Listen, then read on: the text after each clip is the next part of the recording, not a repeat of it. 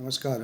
आइए आज हम इस वीडियो के माध्यम से 8th ग्रेड अभ्यास पुस्तिका विषय विज्ञान, देखिए इस प्रकार से हमें इस कक्षा के लिए विषय विज्ञान की 8th ग्रेड अभ्यास पुस्तिका हमें प्रदान की गई है। आप देख सकते हैं इस प्रकार से हमें यह न्यू 8th ग्रेड अभ्यास पुस्तिका प्रदान की गई है। इसमें देखिए विषय वस्तु दी गई है, इसमें सभी अध्याय दिए गए हैं। अध्याय 1 से लेकर 11 तक अध्याय दिए गए हैं। इन सभी अध्यायों का संपूर्ण हल हम इस चैनल के माध्यम से आसानी से समझेंगे।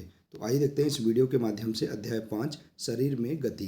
देखिए इस अध्याय के सभी प्रश्नों के आंसर हम इस वीडियो के माध्यम से समझेंगे। यदि आप इसी प्रकार से इसके आगे के अन्य सभी अध्याय का संपूर्ण हल समझना चाहते हैं तो आप हमारे इस चैनल से जुड़े रहिए और इस चैनल को सब्सक्राइब अवश्य कर लें। साथ ही बेल आइकन को प्रेस जरूर कर लें ताकि आने वाले नए वीडियो सबसे पहले आप तक पहुंचते रहेंगे। तो आइए देखते हैं अध्याय 5 शरीर में गति। देखिए यहाँ पाठ के पूर्व की तैयारी दी गई है, इसे आप इस प्रकार से पूर्ण कर सकते हैं। देखिए इसका अध्ययन कर सकते हैं।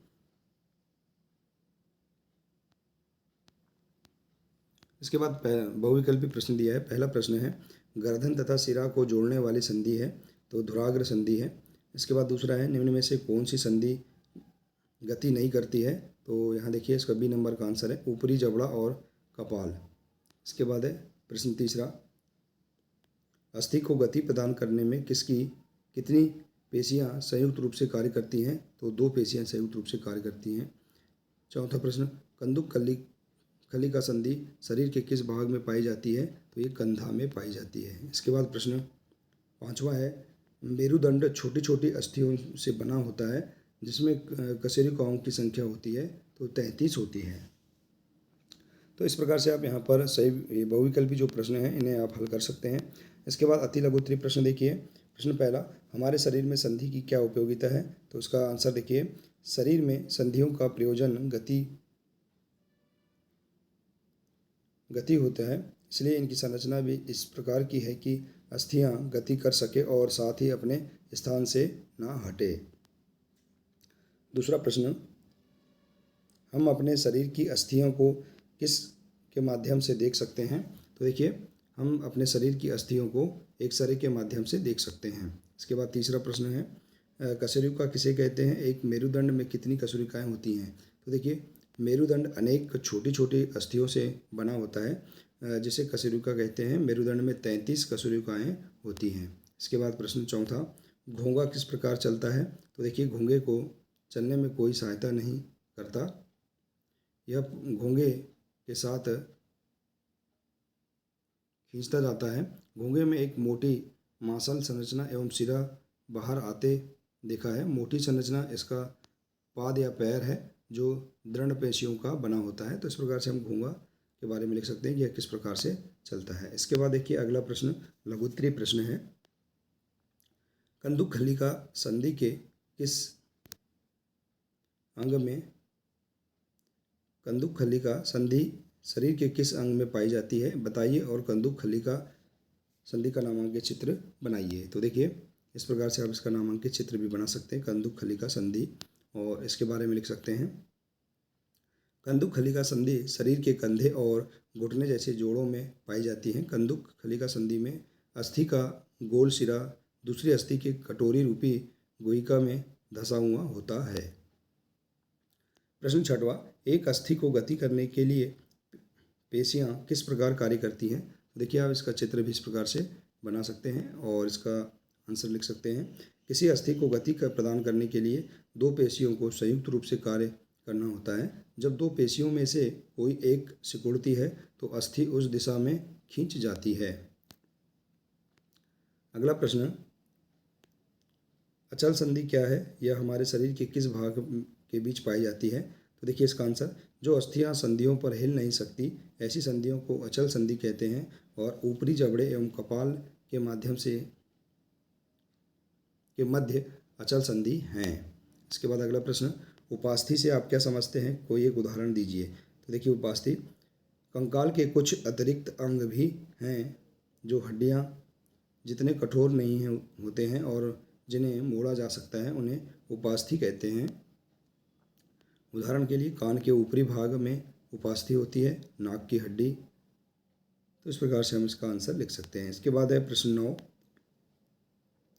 केंचुए के शरीर की रचना किस प्रकार की होती है, यह कैसे गति करता है, चित्र सहित समझाइए। तो देखिए, केंचुए का शरीर एक सिरे को दूसरे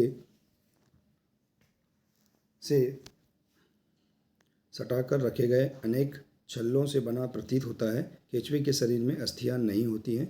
और देखिए, आप इसके संरचना भी इस प्रकार से बना सकते हैं। इसके बाद है दीर्घोत्तरी प्रश्न। क्या कारण है कि तिलचट्टा जमीन पर चलता है, दीवार पर चढ़ता है और वायु में उड़ता भी है, कारण लिखिए। तो देखिए, तिलचट्टा में 3 जोड़ी पैर होते हैं जो चलने में सहायता करते हैं। वक्ष से 2 जोड़े पंख भी जुड़े होते हैं जो उसे उड़ने में सहायता करते हैं। अगले पैर संकरे और पिछले पैर चौड़े होते हैं, चौड़े एवं बहुत पतले होते हैं। तिलचट्टा में विशिष्ट पेशियाँ होती हैं। पैर की पेशियाँ उसे चलने में और वक्ष की पेशियाँ उसे उड़ने के समय गति प्रदान करती हैं। इसके बाद है अगला प्रश्न। शरीर के विभिन्न अंगों को घुमाइए और बताइए कि कौन सा अंग किस तरह घूमता है, मुड़ता है एवं उसमें उपास्थि संधि का नाम लिखिए। तो देखिए, शरीर का भाग जैसे गर्दन पूर्णतः घूमता है, अंशतः घूमता है, और संधि का नाम गर्दन में अंशतः घूमता है, ये धुराग्र संधि है। धुराग्र संधि। कलाई पूर्णतः घूमता है, कंदुक खली का संधि पाई जाती है। घुटने में फीमर संधि। कोहनी में अंशतः घूमता है, कोर संधि। भुजा में पूर्णतः घूमता है, हिंज संधि। एड़ी में पूर्णतः घूमता है, कोर संधि। और पीठ में अंशतः घूमता है, हिंज संधि। सिर में अंशतः घूमता है, धुराग्र संधि। और हाथ की अंगुलियों में पूर्णतः घूमता है, कंदुक खली का संधि। तो इस प्रकार से हम यहाँ पर शरीर के भाग और पूर्णतः घूमता है या अंशतः घूमता है और संधि का नाम हम इस प्रकार से पूर्ण कर सकते हैं। अगला प्रश्न है प्रश्न 12। क्या कारण है कि कुछ पक्षी हवा, भूमि तथा जल में गति कर पाते हैं, स्पष्ट कीजिए। तो देखिए, पक्षी हवा में उड़ते हैं तथा भूमि पर चलते हैं। बतख, हंस जैसे कुछ पक्षी जल में तैरते भी हैं, इसलिए पक्षी इसलिए उड़ पाते हैं क्योंकि उनका शरीर उड़ने के लिए अनुकूलित होता है। उनकी अस्थियां में वायु प्रकोष्ठ होते हैं, जिनके कारण उनकी अस्थियां हल्की परंतु मजबूत होती हैं। पैरों की अस्थियां चलने एवं बैठने के लिए अनुकूलित होती हैं। इसी प्रकार कुछ पक्षी हवा में, कुछ पक्षी भूमि में तथा कुछ पक्षी जल में गति कर पाते हैं। तो इस प्रकार से हम इसका आंसर लिख सकते हैं। इसके बाद है प्रोजेक्ट 1। अपने आसपास पाए जाने वाले जंतुओं को देखकर पता लगाइए कि किस प्रकार गमन करते हैं एवं गमन में कौन सा अंग कार्य करता है, नाम लिखिए। तो देखिए, जंतु का नाम, गमन में प्रयुक्त होने वाले भाग और अंग का नाम, और जंतु कैसे गमन करता है। जैसे गाय, ये 4 पैरों से। मछली पूंछ द्वारा। चींटी पैरों से। और मनुष्य पैरों से। कबूतर पैरों तथा पंखों से। सर्प, रेंगकर, कुत्ता पैरों से। बिल्ली पैरों से। बकरी पैरों से। और चिड़िया पैर एवं पंखों से। तो इस प्रकार से हम यहाँ पर इस प्रोजेक्ट कार्य को पूर्ण कर सकते हैं। इसके बाद अगला प्रोजेक्ट कार्य, पाठ्यपुस्तक में दी गई संधियों के चित्र बनाकर अपने स्क्रैप बुक में लगाइए। तो अब देखिए, पाठ्यपुस्तक में दी गई सभी संधियों के चित्र आप इस प्रकार से चिपका सकते हैं, जैसे कि कंदुक खली का संधि, कब्जा संधि, खूंटीदार संधि और फिसलदार संधि। तो इस प्रकार से आप विभिन्न प्रकार की संधियों के चित्र भी आप यहाँ लगा सकते हैं जो पाठ्यपुस्तक में दिया गया है। तो इस प्रकार से आप इस प्रोजेक्ट कार्य को पूर्ण कर सकते हैं। तो देखिए, इस प्रकार से हम इस अध्याय के प्रोजेक्ट कार्य 1 और 2 को भी आसानी से पूर्ण कर सकते हैं। हम सभी प्रश्नों के आंसर भी हम पूर्ण कर सकते हैं। आशा है कि आपको इस अध्याय के सभी प्रश्नों के आंसर समझ में आ गए होंगे। देखिए, जानकारी अच्छी लगी हो तो प्लीज़ इसे अधिक से अधिक शेयर करें, वीडियो को लाइक करें, और इसी प्रकार से इसके आगे की अन्य सभी महत्वपूर्ण अध्याय का संपूर्ण हल समझने के लिए आप हमारे इस चैनल से जुड़े रहिए और इस चैनल को सब्सक्राइब अवश्य कर लें। मिलते हैं इसी प्रकार से इसके आगे के अगले नए वीडियो के साथ। नमस्कार।